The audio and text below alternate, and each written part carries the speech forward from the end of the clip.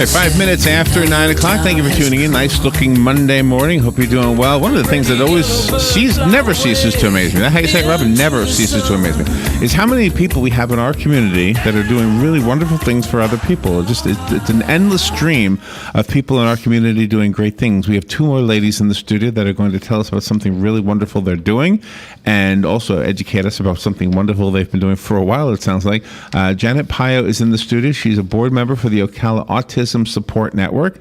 And Karen Vega is in the studio. She's the director for the Ocala Autism Support Network. And I want to find out about what they do in general, but specifically they're here to talk about the 2014 Autism Walk, which is happening this Saturday at 9 a.m.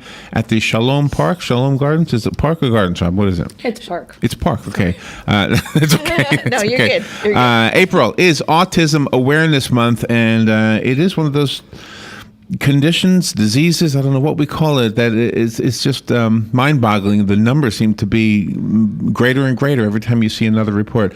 Karen Vega and Jeanette. Did I call you Janet earlier? You did, but that's okay. I apologize. See, in my brain, I knew. Okay, I said Janet. It should be Jeanette. Well, thank you, ladies. Thank you for coming in today. Thank you for having us. Thank you.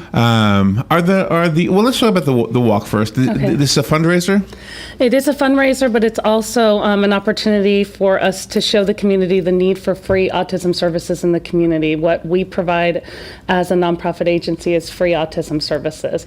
And so we just want to let the community know that more services are needed for individuals on the spectrum. 1 in 50 children are diagnosed with autism, and 1 in 68 individuals have autism. And so it's really important that we let the community know that services are needed on an ongoing basis for these individuals. Wow, and in addition to raising awareness, it raises funds and awareness, right? Raises awareness for the need for services. And what exactly is it? Schooling that you provide, or what do you provide? We provide respite care for families.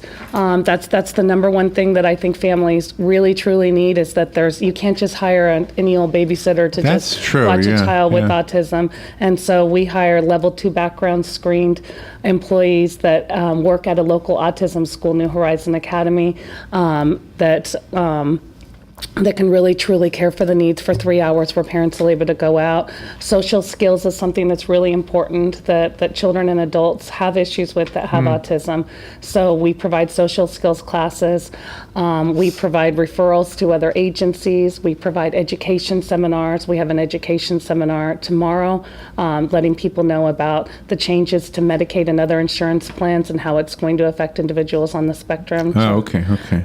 So it's providing these type of services and more. I mean, there's we want to provide swimming lessons. We want to provide camps. We want to provide so much more. There's a whole laundry list of things that we would like to offer, and with funding and with grants, this enables us to offer all these services at no charge. We're the only agency that I know of, at least anywhere close to Ocala here. I'm sure there's other places that may provide all free services, but that was something that was really big to us to do when we started in May 2011. Wow. Was to provide all free services, because families, they're putting out already so much money for the therapies. There's so many therapies and different things that are needed, supplements, special diets, all these sort of things that are really, really costly. So it's so important that we provide the services that we can, that insurance does not cover for free. So that's what we do. I have 100 million questions, I think. Do you remember a story a few years ago? It was a young boy who went out into the ocean. Was it New Smyrna? Yes. And he was with his father, and long story short, they spent the entire night floating, treading water without a flotation device. Yes, I remember that story. Do you remember that story? And it was the swimming skills that made me remember that when you talked about that. Obviously, they had swimming skills, and they separated during the night. The father went out to be with him, but they couldn't. The jellyfish was stinging him, and as the boy started drifting from his father, the father was calling it. What was the thing he yelled? Oh, the in Infinity and Beyond. From the Disney film? Yeah. To infinity, the father would say, and then the boy would say, and beyond. So the father would say, okay, he's still okay, I can hear him. Yeah. And into the night, then slowly but surely, he stopped hearing his son, and he thought, well, he must have lost his son. He's probably going to go next. Coast Guard found him. Long story short, they're both okay. It's unbelievable. Unbelievable story, yeah. So the swimming skills obviously are an important Well, it's thing. important because individuals with autism are drawn to water. And just last summer, I was not even really looking at it too closely, but there were 4 individuals with autism children that died within a 6-week period that I just happened to, Oh, to really? just notice. And so now we're in the process of working on some grants and different things so that we can provide swim lessons for individuals that don't know how to swim, and so that they'll have that chance, just like, this father and Wow. his son did, to make it in that sort of situation. So. I don't know if it's fair to ask a generalized question, but Sure. I'm going to, and correct me if I shouldn't have even asked it. But generally speaking, are autistic children very clingy to their people, to their parents, to their brothers and sisters? And if so, and forgive me if it's an improper question, but I'm just wondering, in a respite situation where they're suddenly not with those familiar people and they're with new people, is that an issue for the caregivers, the temporary caregivers? It can be. Some individuals are clingy to all sorts of people. You have individuals that really are drawn to everyone that might just come up in your face, for example, and not even know you. And then there's other individuals that don't want to. Oh, it's just like everybody. So the But it's a lot more. It's a lot more heightened. So basically, what we do a lot of times is we'll have parents bring the child a day or two before to the facility and get to know the facility and at least get to know a couple of the faces, so that when they do come, that they feel like they know the people. But it's really nice because we work with most of the families on an ongoing basis, so they get to know us and we kind of become their extended family. So. And you also are able to educate the families that each autistic child is different and they learn differently. Just because there are siblings that may be autistic doesn't mean they can learn the same. Probably the best analogy that I've heard is that those of us that don't have autism are PC, as in personal computer, and those with autism, they're Mac. And so they're just different operating systems, learn a little bit differently. wow, I'd rather be a Mac. So- Yeah, I'm a PC, a Yeah. bad one. Yeah. I'm the faltering one. So the run itself it's a 5K, is that right? No, it's a walk. It's a walk. It's okay. just a walk in Shalom Park, which is a peaceful Okay. Yeah, park, I'm sorry. yeah. It says right in front of me. Yeah. So is there and forgive me if I should know this, is there a prize or something? How do you do this? You're just going there just to have a Just pay to peaceful walk? walk and just to learn about autism and to show your awareness and just your love of individuals on the spectrum. So there we'll be having information booths. We'll be having different things available. We'll be having massage chairs. We'll be having an acoustical guitar playing. It's just going to be a really nice, It's interesting. Lovely This is day. on the date that we're doing the Student Media Festival. Yes. And if it was a few years ago, there was another autism walk at Silver Springs. This was Yes. maybe many years ago now. It's a run for New Horizon Academy. Right. So they're no longer doing that. They're doing 2 other different events now, and so we decided to start this walk. Okay. We work closely with New Horizon Academy. I They're would actually imagine, yeah. the employees that work for the respite care. So it's a very tight knit, sort of group. of So I was people. thinking, could we do it? And then I was realizing we were committed to the Student Media Festival. And I was like, wait, this is like deja vu. This happened once before. Yeah. How did you manage, Jeanette, to get all of the people together to be the supporters, like the recording artists and the caterer, places like that? I did most of that. Oh, okay. She was doing a lot of the PR is what she was doing. So just different people actually, because of what we've been doing in the community. We've been doing this for about 3 years now, and a lot of people have just come to us. We're finding that our best supporters are not the ones that we seek out usually, though in this case we do appreciate her seeking you out. But a lot of the people have just come to us and just said, we want to work with you. And Oh, so, really? Yeah. So who are the recording artists Robin is referring to? Nashville, it says Nashville recording artist. Do you want me to read you what I have? Please. Okay. Brother Bear and the Family. Yes. All right. I never heard of them. The event is sponsored by Mojo. Are they doing the food? There's no food at No the food? event, but they're just they're actually having we had a World Autism Awareness Day last Wednesday, and they donated 10% of their proceeds that night, and then Amaret Yoga donated the other 10%. They're wow. matching the funds. So all this month, if you go to Mojo Grill, whatever you donate, they have puzzle pieces, and they'll be donated to us, and then Amaret Yoga will be matching that donation. And if you send a donation into us, either to our office, or if you go to oasn.info, all donations will be matched through April 30th. And you can also register for the walk at oasn.info as well.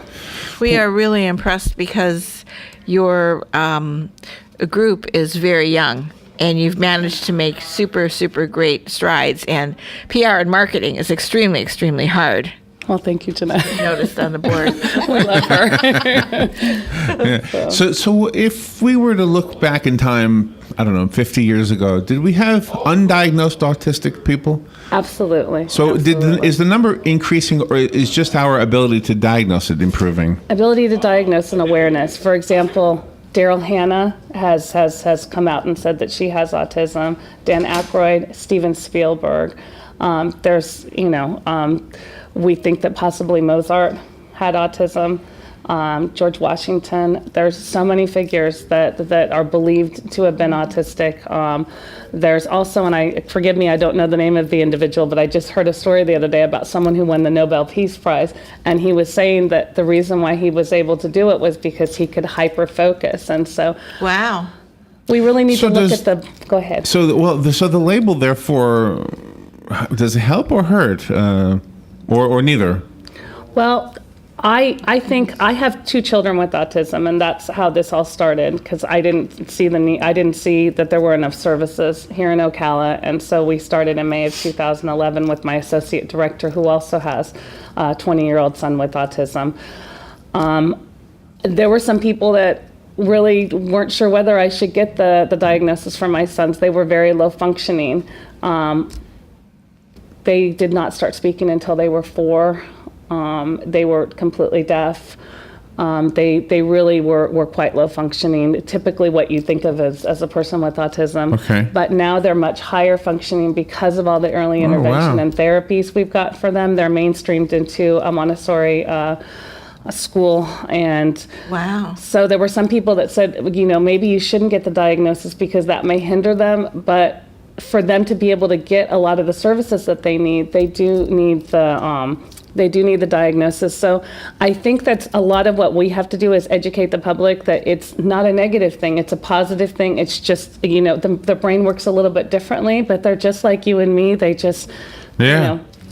they just have a bit of a different operating Maybe system. all men are autistic because we think way different than you ladies. I know. So do your children hear now? Yes. Are they able to hear? They are able to hear now. They had surgery. There's a lot of children it was a surgical thing? Yeah, a lot of children with autism have well, I can just say from my personal experience in working with families, I'm certainly not a clinician, but many children with autism seem to have multiple ear infections, and my children were not, that were also, children that had multiple ear infections, and once they were able to get the surgery, it took them 3 hours to be able to remove all the stuff from their ears, and so they could hear again. And then they started having really bad sensory issues because, you go from not being able to hear at all to like all these loud noises around you, and that's what a lot of individuals with autism have is problems with sounds and that sort of thing. So, are you involved in some of the legislation in Tallahassee? I know when Barbara Leonard came in and was talking about the funding for New Horizon, that there was only even though it's considered a public school, there's only a percentage of the students receive the regular public school funding, and the other money just stays in the public school in their district. Are you involved in any of that legislation to try to get that as a totally 100% public school? I'm not personally involved in that, but what I am involved in is I'm on the board of directors for the Center for Autism and Related Disabilities at the University of Florida, Gainesville. And so I'm involved in trying to get more money for individuals with autism on a whole. We're the only state in the whole United States that has a state-funded autism center, and there's I believe it's either 6 or 7, and I should know this, I apologize, but lots of work to do, in the whole state. So there's ones that cover different regions, and ours here in Gainesville area covers 7 counties, and they're just completely overworked. And that's one of the reasons why we started Ocala Autism Support Network back in May of 2011, because they were so overworked that there wasn't enough services here. So we're working on getting more funding as a whole, and then being able to distribute that throughout the state, and so that more individuals have funding. And as far as education, New Horizon Academy is really good at spearheading that. So. It is a fascinating topic. The walk again is this coming Saturday, April 12th at 9 a.m. at Shalom Park. It's not a 5K run; it's a walk, and I don't even know how far that is. I know the pathway. I've been there. Yeah. Do anybody know how far? It's going to be somewhere between 1/2 and 3/4 of a mile. Okay. It's just a walk. Just a walk, yeah. We may expand it next year, but we're just starting out to see. Have you walked it? Have you walked that trail in there? Oh, yeah, all the time. I love it. And isn't there like a spiral thing or something with words on it? I seem to remember there was like a motivational little sayings or something on the ground. Absolutely, yes. Yeah, I'm trying to remember. It's been a while since I was there. When we hear about Savant, are we hearing something that movie makers want us to think? Or is it true? I mean, are autistic children savant in some area, whether it's to an extreme or to... Because you said something about the ability to focus. Are you experiencing that with your children and with some of the others that you know?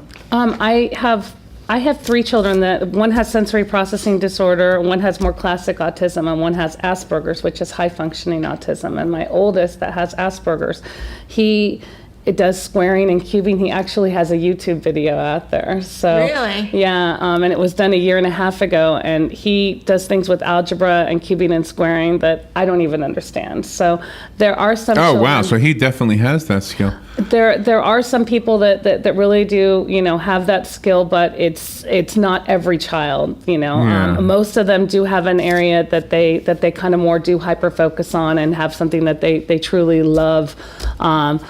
But it's not necessarily a savant sort of thing, so.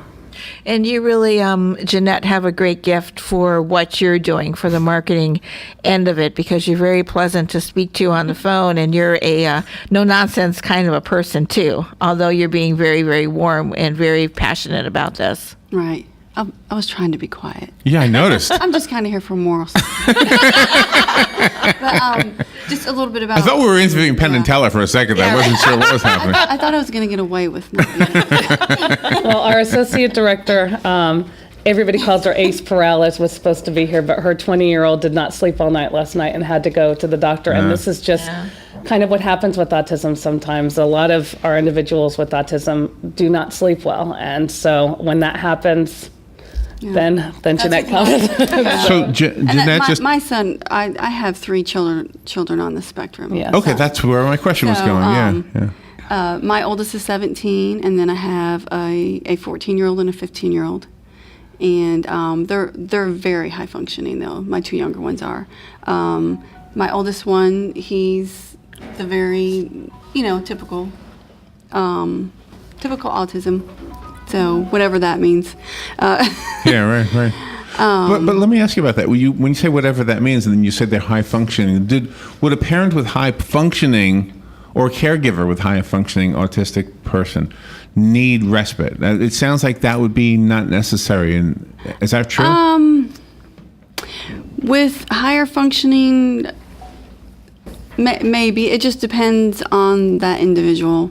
On child, teenager, but my oldest one, we do need respite, for him, because he can't be left Okay. by him. Even though he's 17, he's not able to be left alone. Does he have a girlfriend? No, nope. He does like girls. There you go. He loves Miss Karen. Yeah, he loves to come visit me. He loves So- to do that. so- He's very social. I mean, he loves to be out and talking, and that's all been about exposure. That's that definitely has been a journey. So does a romantic relationship change? I mean, it changes us. Does it change an autistic person? You haven't witnessed it yet? No, that's And I don't know, maybe for the better. I mean, usually it's for the better. You know, somebody's a wild young man, for example, suddenly calms down and he has a girlfriend, and suddenly he sees the road ahead as a much different road than he saw before. Well, as in high school, I go into his school from, time to time. Not so much since he's been in high school, but I've been around them at different events. And they have really unique relationships with all their friends at school. Is he going to a public high school? Yes. Okay. Yes, he goes to Vanguard. Okay, so is that an issue? Because that's what we learned from the New Horizon folks, is that some children just don't do well in public schools, and that's why they need a more one-on-one type of a school. But obviously that's not true for all autistic children. It varies, if you meet one individual with autism, you meet one individual with autism. That's it, huh?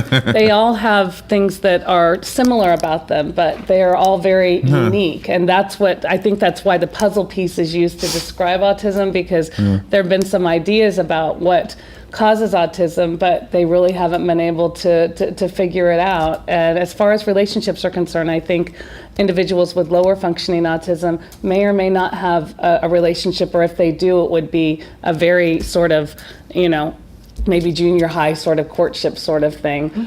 Individuals with higher functioning autism just need a partner that's going to understand that, that they need to have routine and structure in their life, and that things may just have to be a little bit different than they would with someone without autism. But absolutely, I expect my children to grow up and get married and do whatever it is that they feel comfortable with, and we'll support them in whatever they want to do, Is there anything on your wish list, not tangible thing, but I mean, as far as what you wish the public would understand? What's the one piece of information you wish we would all understand about autistic children?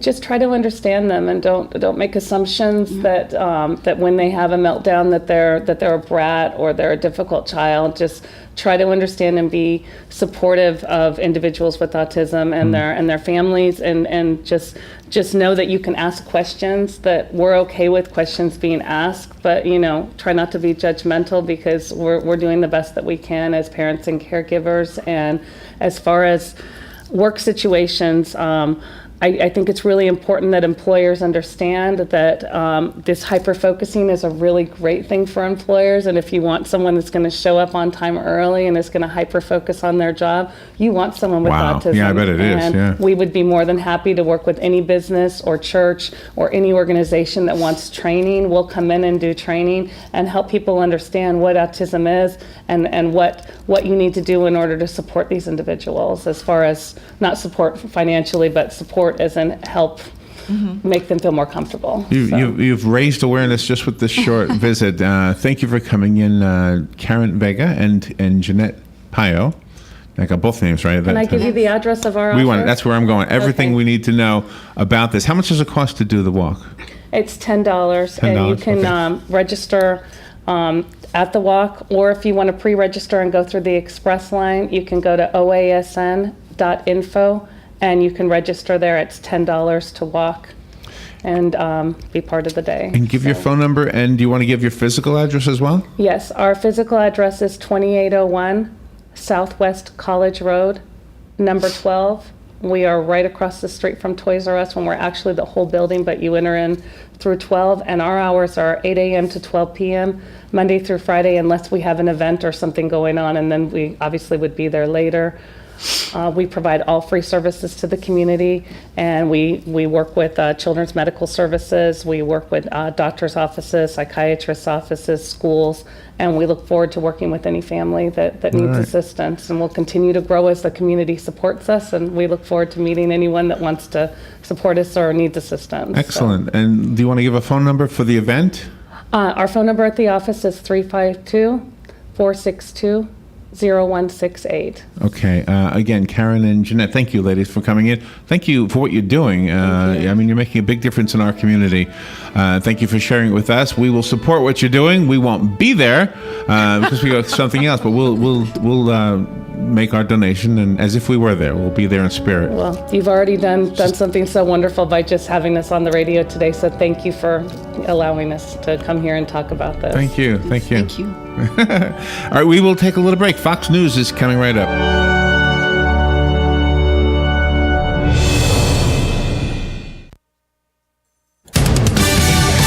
Fox News Radio, I'm Pat O'Neill. New sounds in the Indian Ocean that could be from the missing Malaysian Airlines jet. The new developments over the last few hours has been the